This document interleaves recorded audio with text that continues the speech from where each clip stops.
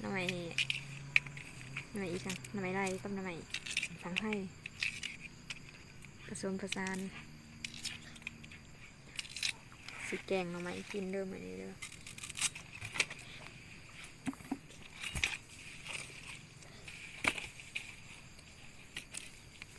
นี่ยะนางด้วยขอดยะนาง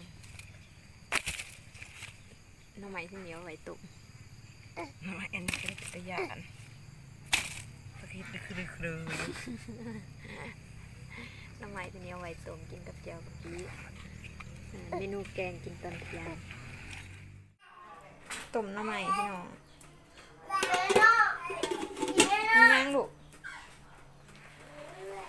อะไร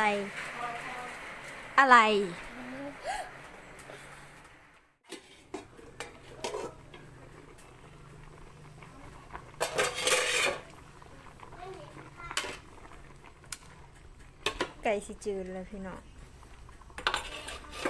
ไก่สิจืดเลยเอากะมาตำข้าวเบื่อกับยานางทา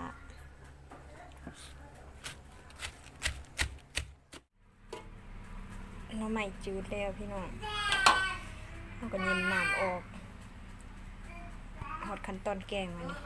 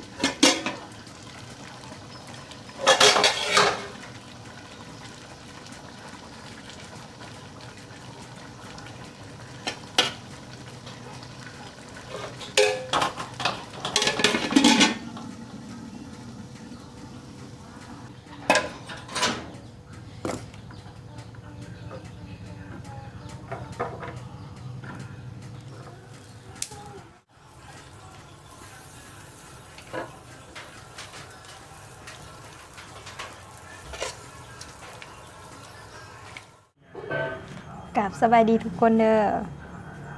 มื้อนี้แม่หน่อยสิพาทุกคนมากินแกงหน่อไม้กับข้าวเหนียวฮ้อนๆพี่น้องมากินข้าวน้ำกันเด้อจำหน้า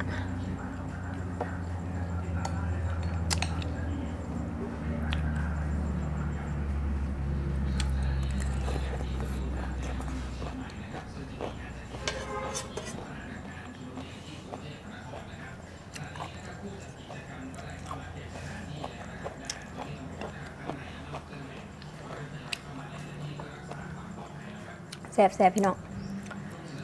กินข้าวกับแกงหน่อไม้มื้อนี้แม่หน่อยแกงเองเลยกับข้าวเหนียวฮ้อน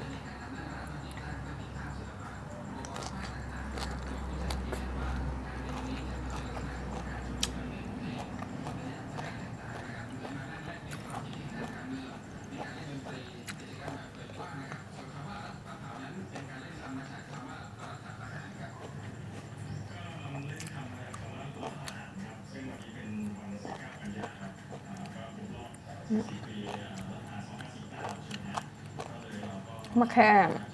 ยังคนใจเขายังมะเขือพ่วงเขือพ่วงเผาไฟ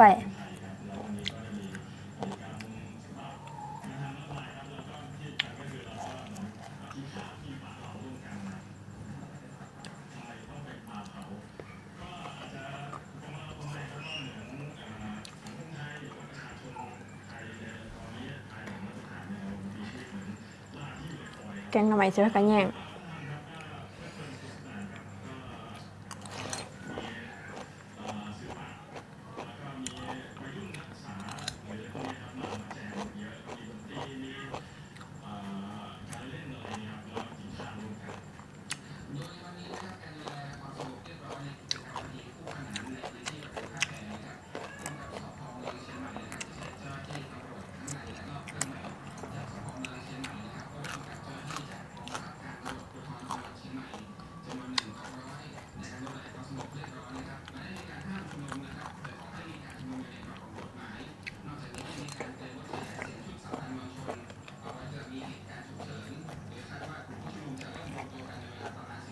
แบบนี้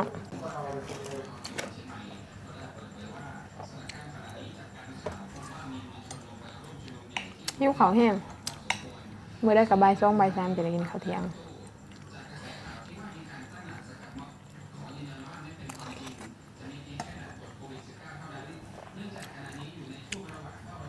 ทุน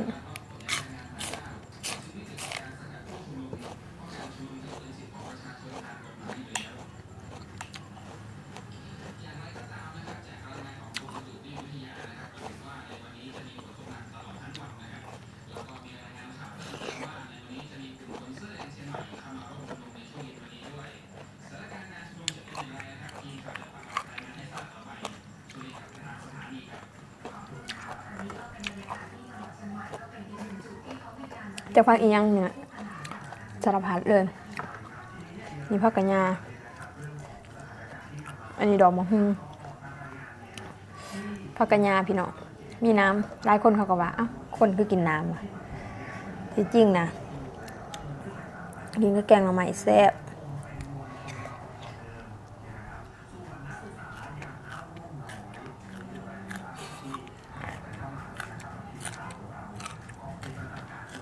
ข้าวหนำข้าวแป้งอ่ะแซ่บสม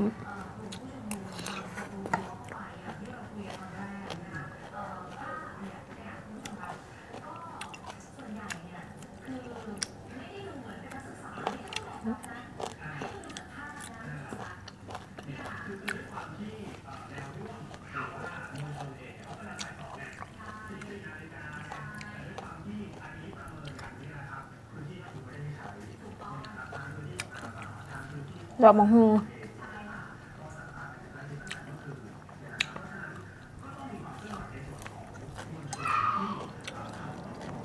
เอามาฟ้าไฟ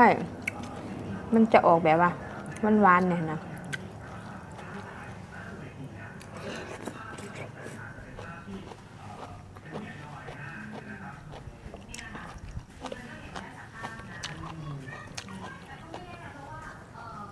มากินอะไรหน่อย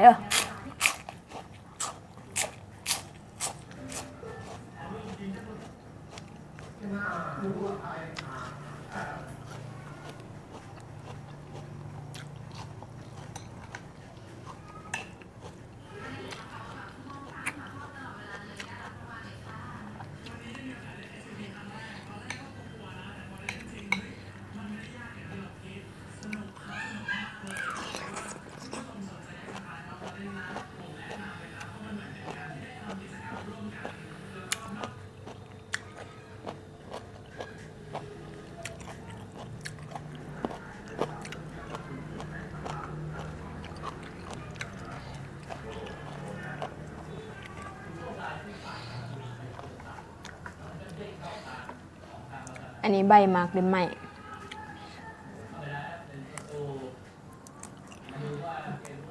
เผาไฟแสบคือกันพี่น้องมีแต่แนวแบบพักบานๆฮะ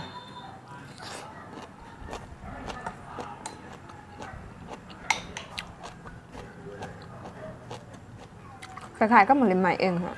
ใบมาใบออยมา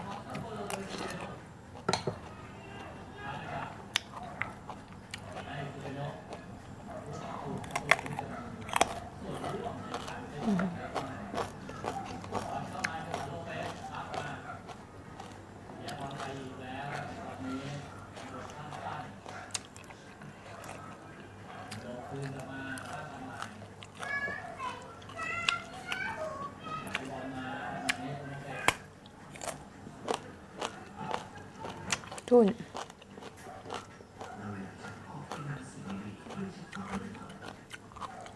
ดอกมะฮุ่ง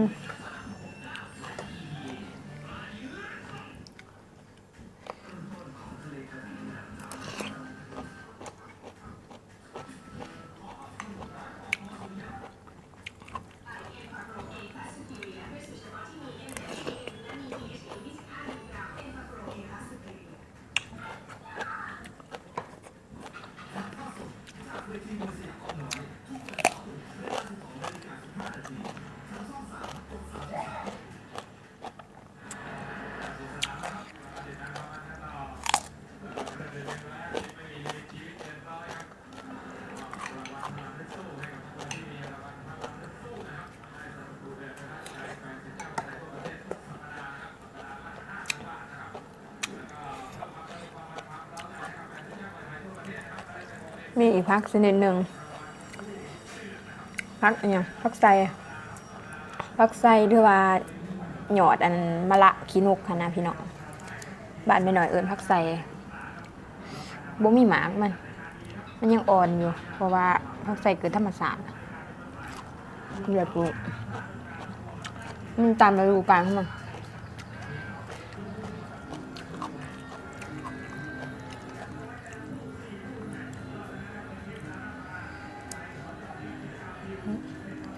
น้ำ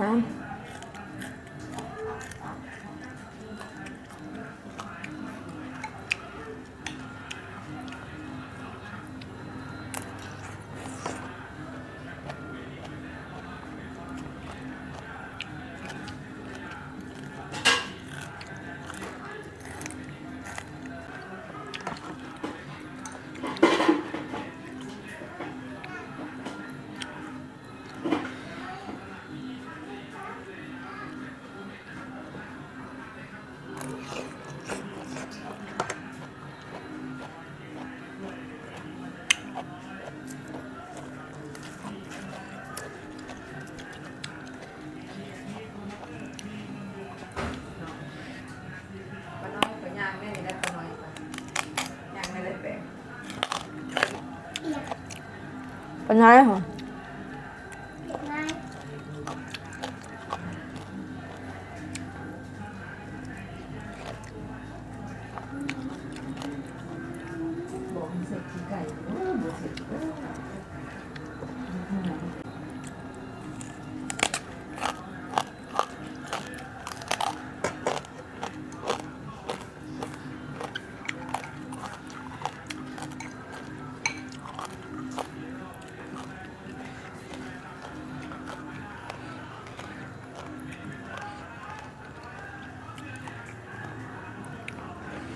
แกงแบบบริใส่ยังเลยนี่ธรรมศาสตร์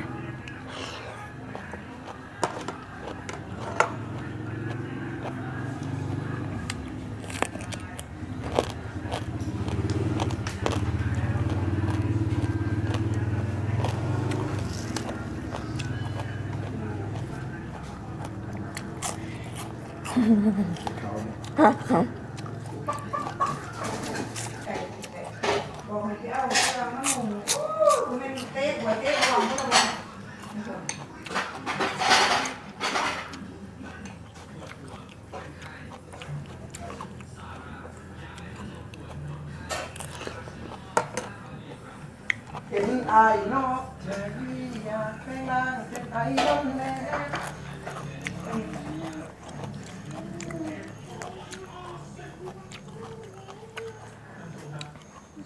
ตาเปื่อยของเกาะ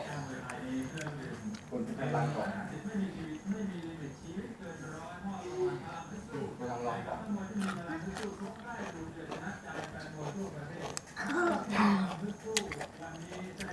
อัดประตูไว้ไก่สิเขา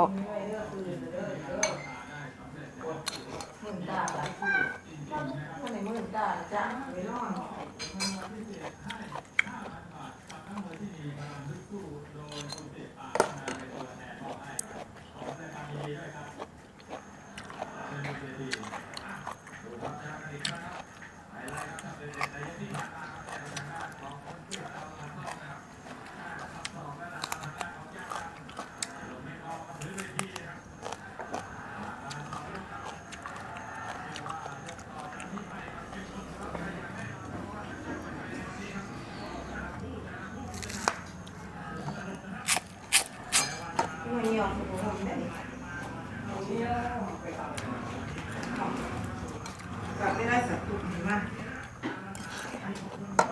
ดูนี่อะไรกิน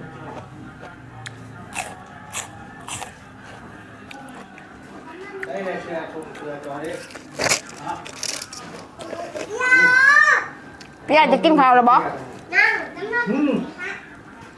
มาฉัน กินบอลอะไรหน่อย ไพ่มากกับไพ่ เอ้าหนึ่งเขา มากับ มาไผ่ ไทย ฮะ ไทยไม่ทรงเหรอ แม่จะเว้นมา นี่คุยเจ้าข้าเบิ่ง ค่าเบิ่งอีถัง ข้าเบิ่งเธอนะครับไอ้ไทย อืม จะกินหรือเปล่าเขาอยู่ เพราะท่านกิน ก่อนอ๋อ อืม อืม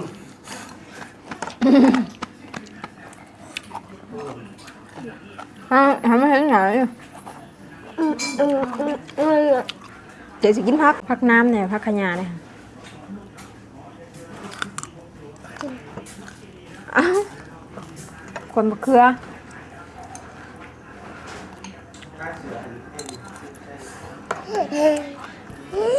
ความหายกันนะ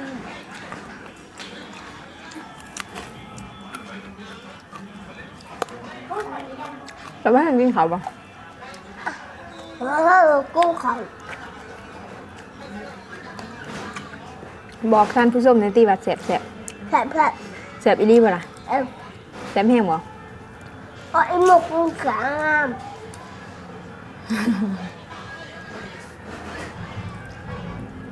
หมกความถังความ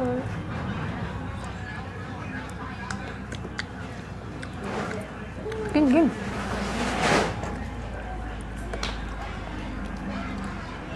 เหมือนเพชรได้เลย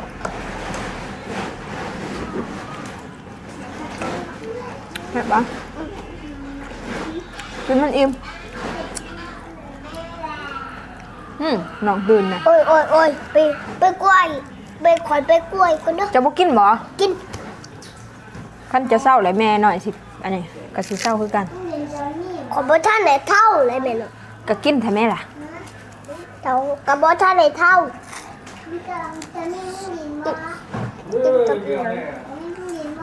อะไรเนี่ยกินอะไร อืม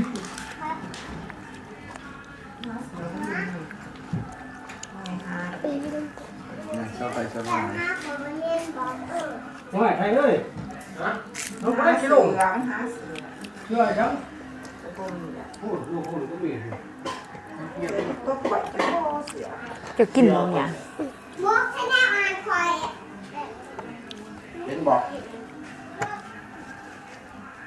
พูดนะเชื่อดิพูด เสือสีดำอะไรมันสีขาว เพราะ เสือดำพวกอันนั้นครับ นั่นแหละ ขอกินอันนี้กินหน่อไม้ แต่ว่าได้การ แซ่บบ่ โอ้ กิน มาเป็นยัง ไม่เหมือนคำมันปวดเลยข้างแถว ขั้นแขวมันเกลือกับขั้นนั่นน่ะ มันคือขั้นแถว แล้วบางแขวจะสิเหียนคือแต่ง เจ้ากะเทียน บ่คนใหญ่นะแขวจะติ้งบ่ทันได้ยังแขวเป็นน้ำนุ่มมันเหียนง่ายแซ่บบ่เนี่ย เจ้าเห็น ตาอัดคลิปอันนี้ปิดคลิป ขอกินก่อน เอา ไม่ได้เผาเลย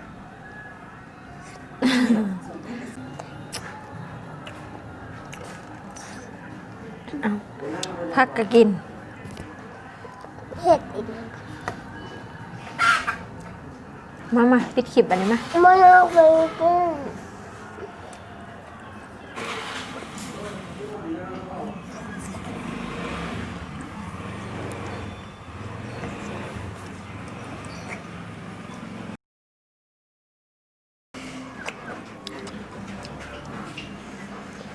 อิ่มแล้วพี่น้องสำหรับคลิปนี้ไม่หน่อยก็ขอตัวลาไปก่อนเด้อทุกคนเด้อพอกันใหม่คลิปหน้าถ้ามักอย่าลืมกดไลค์กดแชร์กด Subscribe ไม่หน่อยในเด้อบ๊ายบายพอกันคลิปหน้า